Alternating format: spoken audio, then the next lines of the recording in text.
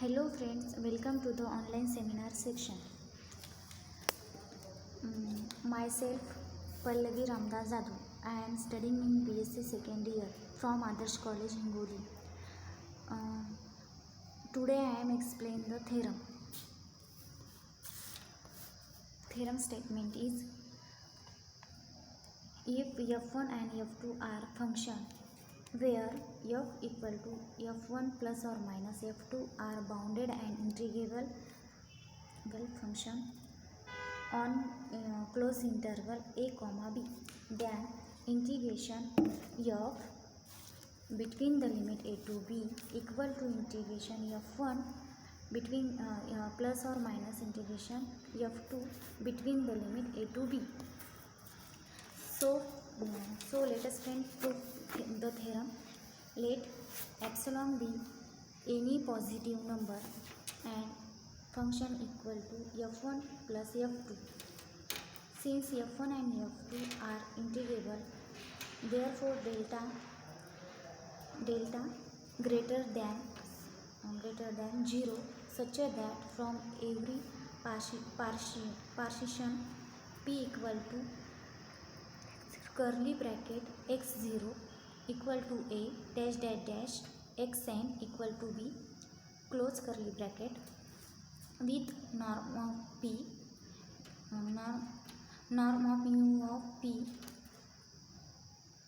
less than delta and from every choice of point ti in delta xi. Mod of summation f1 parenthesis ti delta xi minus integration f1 between the limit a to b mod of less than epsilon by 2. Mod of summation f2 parenthesis ti delta xi minus integration f2 between the limit a to b mod of less than epsilon by 2. Now f equal to f1 and f2. Therefore summation f parenthesis ti delta xi equal to summation square bracket f1 parenthesis ti plus f2 parenthesis ti curly bracket close delta xi. Therefore mod of summation square bracket f1 parenthesis ti delta xi minus square bracket integration f1 between the limit a to b plus integration f2 between the limit a to b mod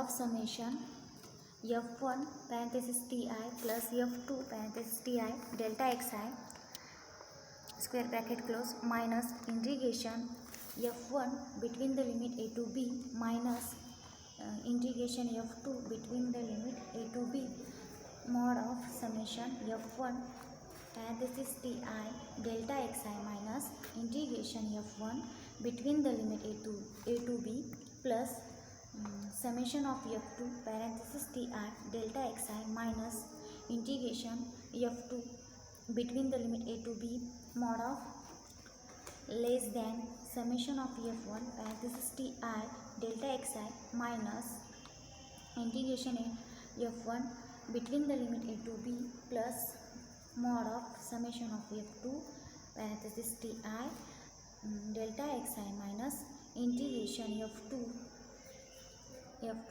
between the limit a to b mod of less than epsilon by 2 plus epsilon by 2 equal to epsilon.